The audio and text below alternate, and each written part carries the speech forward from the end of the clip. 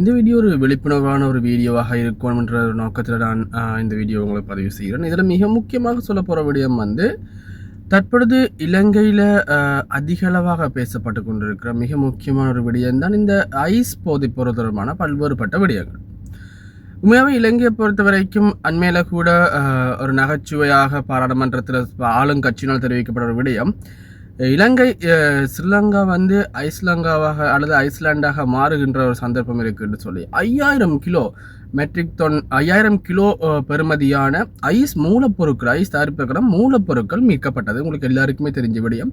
எல்லாருமே நியூஸில் நாங்கள் தெரிஞ்சு கொண்டோம், நியூஸில் பார்த்த எல்லா முக்கியமான ஒரு விடயம் தான் இந்த விடயம். இப்போ இருக்கிற இந்த சுச்சுவேஷனில் பார்த்தீங்கன்னா இது மட்டும் இல்லாமல் பல்வேறுபட்ட இடங்கள்ல இருந்து இன்றைக்கு ஐஸ் பொருட்கள், ஐஸ் தொடர்பான கெராயின் தொடர்பான பல்வேறுபட்ட பொருட்கள் ஆயுதங்களோடு மீட்கப்படுது. ஆயுதங்கள் பாதாள உலக குழுவோட தரவுப்பட்ட விடயங்களாக இருந்தால் கூட இந்த ஐஸ்ன்றது உண்மையாகவே மிக முக்கியமான ஒரு விடயம். ஏனென்று சொன்னால் அதில் அந்த ஐஸை பொறுத்த வரைக்கும் மிக மிக முக்கியமான ஒரு விடயமாக இருக்கிறது.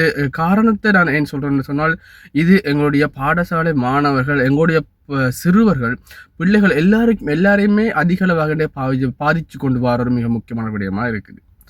நேற்றைய தினம் தங்காலை பிரதேசத்தில், அம்பாந்தோட்டை தங்காலை பிரதேசத்தில் இடம்பெற்ற அந்த மிக முக்கியமான ஒரு பாரதூரமான ஒரு ஐஸ் போதைப்பொருள் மீட்பு நடவடிக்கையானது எங்கள் எல்லாரையுமே அதிகளவாக சிந்திக்க வச்சிருக்குது. நாங்கள் எங்கட வீட்டிலையும் பிள்ளைகள் இருக்கிறோம், பட் எங்கள் பெண்கள் ஆண்கள் என்ற வேறுபாடு இல்லாமல் பிள்ளைகள் இருக்கிறோம். இவைகள நடவடிக்கைகள், இவைகள அனைத்து மூமெண்ட்டையும், ஒவ்வொரு நகர்வையும் நாங்கள் எல்லோருமே மிக மிக மிக அவதானமாக கண்காணிக்க வேண்டிய ஒரு சுச்சுவேஷன் இருக்குது. ஏனென்று சொன்னால் இந்த ஐஸ் போதைப்பொருள் மூலம் இவர்கள் அதை பாவிக்கணுமா இல்லையான்றது, நாங்கள் எங்களோட பிள்ளைகளை நம்புறது அடுத்த கட்டம், நம்பிக்கை இல்லைன்றதை விட அவர்கள் மீது அக்கறையுடன் மிக கவனமாக இருக்கணும்ன்றது ஒரு மிக முக்கியமான ஒரு விடயமாக இருக்குது. இந்த ஐஸ் போதைப்பொருட்கள் நேற்றைய தினம் மீட்கப்பட்ட 624 கிலோகிராம் ஐஸ் மூலப்பொருள், ஐஸ் பொருட்கள், ஐஸ் மற்றும் கெரோயின் பொருட்கள் மீட்கப்பட்டிருந்தது. இந்த பொருட்களை அடிப்படையாக கொண்டு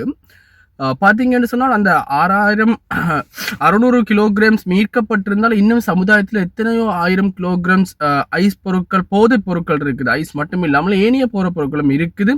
அவை உங்களோட பிரதேசங்களில் இவ்வாறான போதைப் பொருட்களை விற்பனை செய்கின்ற அல்லது உங்களோட பிரதேசங்களில் இவ்வாறான போதைப் பொருள் நடவடிக்கையில் ஈடுபடுகின்ற, பாவிக்கின்ற, விற்பனை செய்கின்ற 2 பேரையுமே முடிந்த அளவு நீங்கள் உங்களுடைய அண்மையில் இருக்கிற போலீஸ் நிலையங்கள் அல்லது போதைப்பொருள் ஒழிப்பு பிரிவு, உங்களுடைய கூகுள் மேப் போனீங்கன்னு நார்மலாக உங்களோட கண்டக்ட் டீட்டெயில்ஸ் எல்லாம் எடுக்கலும் இதை அறிவித்து முடிந்த அளவு இலங்கையிலிருந்து உங்களோட பிரதேசங்களில் இருந்து இந்த போதைப் பொருட்களை இல்லாமல் ஒழிக்கிறதுக்கான அல்லது இல்லாமல் செய்கிறதுக்கான நடவடிக்கைகளை பேரண்ட்ஸான நீங்கள் செய்யணும். இல்லைன்னு சொன்னால் இது உங்களோட பிள்ளைகளை நோக்கி நகர்ந்து கொண்டிருக்கு. அது உங்களோட பிள்ளைகளுக்கு கிட்டவே இந்த ஐஸ் போதைப் பொருட்கள் இருக்குன்றதான் மிக முக்கியமான ஒரு விடயம்.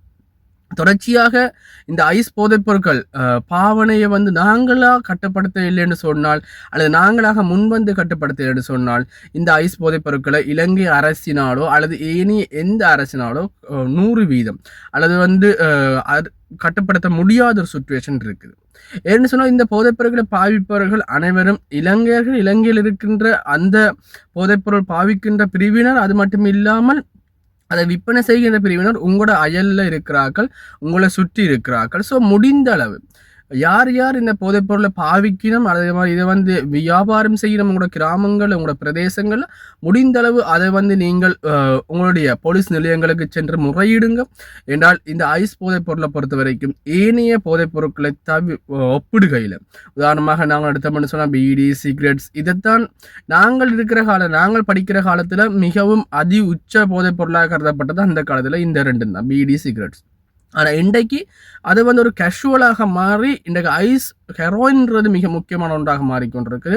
அப்போ இதை நாங்கள் இல்லாமல் ஆக்கணும்னு சொன்னால் முடிந்த அளவு எல்லோருமே உங்களோட பிரதேசம், உங்களோட கிராமம், உங்களோட நகர்ப்புறங்களில் யார் ஐஸ் பொருட்களை விற்பனை செய்யணும், யார் ஐஸ் பொருட்களை பாவிக்கணும் என்றதை சொல்லி முடிந்த அளவு அதை வியாபார நடவடிக்கைகளை தடுக்கிறதுக்கான நடவடிக்கைகளை மேற்கொள்ள வேண்டும். ஸோ இது ஒரு மிக முக்கியமான ஒரு விழிப்புணர்வு வீடியோவாக நான் போடணும்னு வச்சுன்னா, இது தொடர்பான பல்வேறுபட்ட வீடியோக்கள் எதிர்வரும் என்னுடைய வீடியோஸில் போடுவேன், வீடியோஸில் போடுவேன். ஸோ நீங்கள் சசிஎஸ்எல் சப்ஸ்கிரைப் பண்ணிக்கொள்ளுங்க, பல்வேறுபட்ட புதிய தகவல்களை தெரிஞ்சு கொள்ளக்கூடியதாக இருக்கும். மீண்டும் ஒரு வீடியோவில் சந்திக்கலாம். நன்றி. இணைந்திருந்த அனைவருக்கும்